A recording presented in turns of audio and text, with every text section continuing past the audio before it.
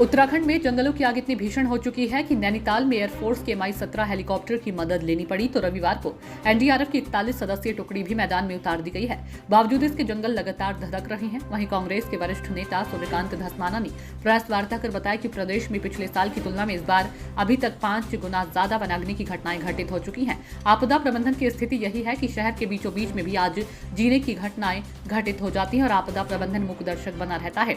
हमारे प्रधानमंत्री, मुख्यमंत्री और सिस्टम के द्वारा आगजनी की घटना रोकने के लिए तमाम दावे किए जा रहे हैं। उन्होंने सरकार से सवाल पूछते हुए कहा कि सरकार क्यों नहीं पहले से तैयारी करके रखती है। ये तैयारी सितंबर-अक्टूबर से शुरू हो जानी चाहिए और अभी तो अप्रैल का गर्मी का मौसम शुरू ही हुआ है। यदि अभी यह हालत है तो जून-जुलाई में आगजनी पर लगाम लगा पाना मुश्किल हो जाएगा।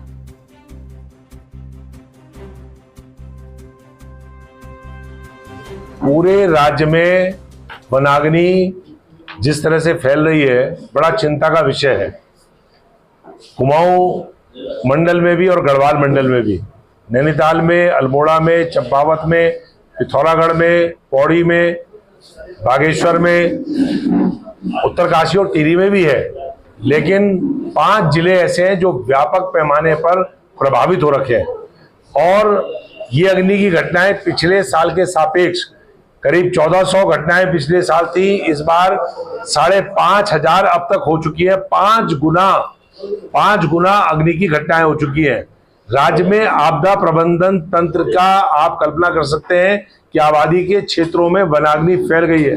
बड़े बड़े दावे प्रधानमंत्री जी के द्वारा भी, मुख्यमंत्री जी के द्वारा भी, राज्य की सरकार के द्वारा, सिस्टम के द्वारा वनाग्नि को कंट्रोल करने के किए जा रहे हैं, लेकिन वनाग्नि आज की तारीख तक नियंत्रण में नहीं है। सरकार क्यों तैयारी पहले नहीं करती? ये तैयारी सितंबर-अक्टूबर से शुरू हो जानी चाहिए और अप्रैल में, अभी अप्रैल समाप्त नहीं हुआ, मई का महीना, जून का महीना, खतरनाक महीने गर्मी के अभी बाकी हैं, लेकिन वनाग्नि कंट्रोल में नहीं है। और वनाग्नि के बारे में ही जब कह रहा हूं, देहरादून में, राजधानी में, राजपुर विधानसभा और कैंट विधानसभा के बीचों बीच गोविंदगढ़ के इलाके में, खुड़बड़े के इलाके में जो आज अग्निकांड सुबह सुबह हुआ, वहां पे 10 बजे आग लग गई। 1.5 घंटे बाद वहां पर फायर ब्रिगेड पहुंच रही है, एम्बुलेंस पहुंच नहीं रही है। मैंने डीएम को, एसएसपी को, सीएमओ को, सबको बाकायदा इत्तला करी। उसके बाद भी मुझे आश्चर्य है कि कोई आला अधिकारी वहां पर नहीं पहुंचा। पीने के पानी का संकट 120 कॉलोनियों में पूरे देहरादून में फैल चुका है। नॉर्थ जोन हो, साउथ जोन हो, पिथुवाला जोन हो, चाहे शहर का कोई इलाका हो, पूरे महानगर क्षेत्र में पीने के पानी का भयंकर संकट है।